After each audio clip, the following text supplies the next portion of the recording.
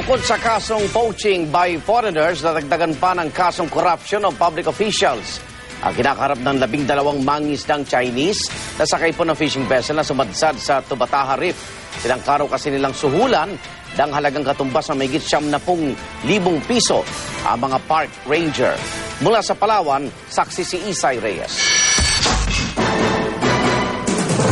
Sa bisa ng commitment order na inilabas ng Korte Suprema, inilipat na sa Palawan Provincial Jail ang 12 Chinong mangingisda na sakay ng fishing vessel na sumadsad sa Tubataha Reef. Itong umaga natapos ang inquest proceeding sa kanila matapos ipahayag ng kanilang mga abogado na sa korte na lang nila sasagutin ang mga hinaharap na kaso.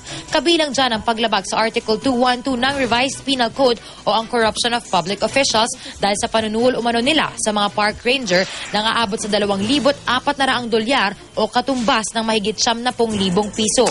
Dagdag yan sa paglabag sa Section 27 ng Tubataha Natural Parks Act of 2009 o poaching by foreigners. Hindi pa tiyak kung pipiyansahan sila ng Chinese Embassy.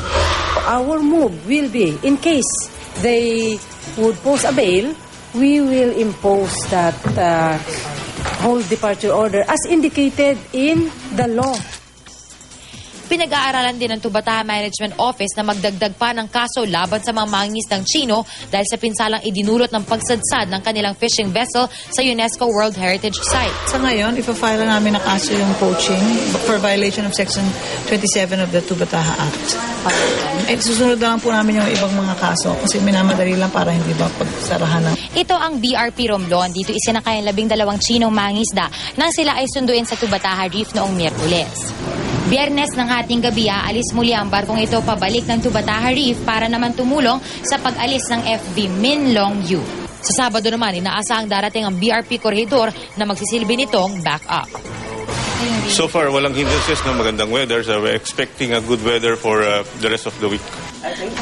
Mula rito sa Puerto Princesa, Palawan, ako si Isay Reyes ang inyong saksi.